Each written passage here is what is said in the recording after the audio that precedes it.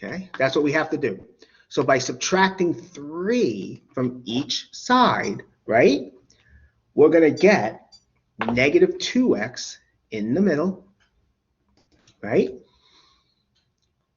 Here we have 5 minus 3, that's 2.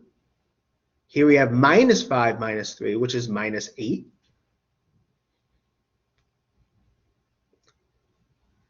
We have this. And so from here,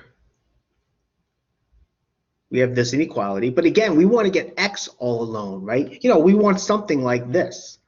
X all alone in the middle, right? Okay. So what can we do? Well, let's get the negative 2 out of there. Let's divide. So we divide everything by both sides by negative 2. I guess in this case, all 3 sides. So, and remember, when you divide by, or multiply by a negative number, so when you divide or multiply by a negative number, you have to flip the inequality symbol.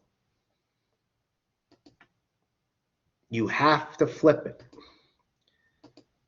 Let me just graph that. Let me draw that, right? You have to flip it.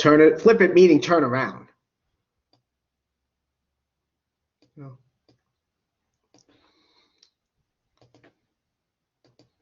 So we get x in the middle.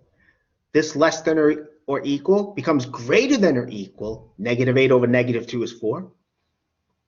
Less than or equal, greater than or equal. 2 over negative 2 is negative 1. So we have x less than or equal to 4, and x is greater than or equal to negative 1. So we rewrite it this way. And this is here. And now we're good because now we can see what our solution set is. This closed interval, excuse me. And of course, what do? We can graph it from negative 1 to 4, 2 closed circles, right? As before, sorry. Wrong button by mistake. Okay, so this is what we get.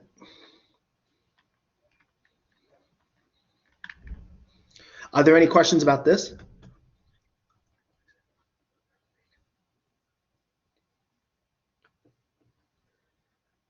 Yeah? So anytime you divide, you switch the sign of the inequality? You have to flip it, yeah. Well, when you divide by a negative or multiply by a negative number. Okay. Okay? I mean, if instead of negative 2, I divided by 2, we would not have done this, but we're dividing by a negative 2. So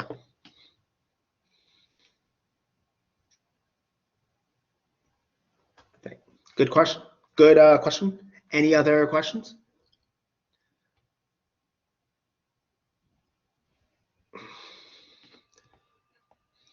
All right.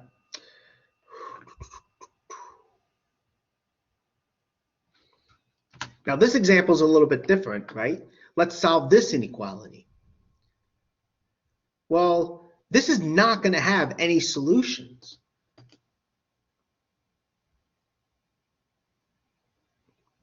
Not going to have any solutions. Now, why is that? Well, whenever you do the absolute value of anything, right, it has to be non-negative. It has to be. When you do the absolute value of any number, or anything actually. But what is this asking us? This is saying, solve this inequality. In other words, we want to find x, all x that is, such that the absolute value of something involving x is negative. In other words, we would want to find all numbers or values of x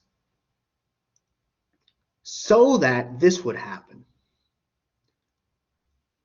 Or to put it another way, a solution to this inequality would be a number you can plug into x, and what would happen is this. This would be less than 0.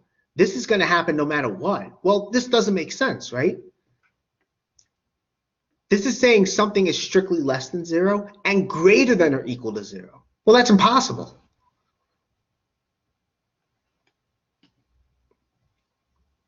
So because it's impossible, our solution set is empty. So there's no solutions. Oh, sorry, not there yet. There's no solutions. I mean, you could have absolute value equal to 0, but you can't have it negative is what I'm saying.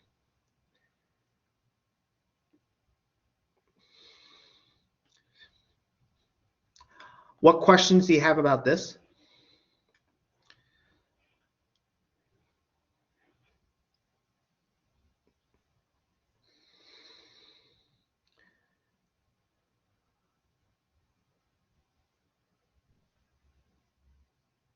Okay. Okay, so now I figured it'd be good to for everyone to work on the worksheet I sent. So let me pull it up.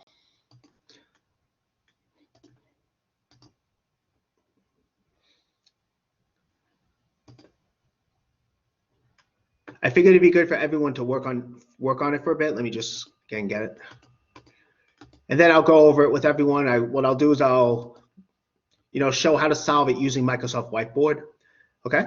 So we're going to solve each of these equations and inequalities. Okay? All right, so I want everyone to do this. Take about like 5-6 minutes. Okay? So let me stop the recording. Then we'll go over it together.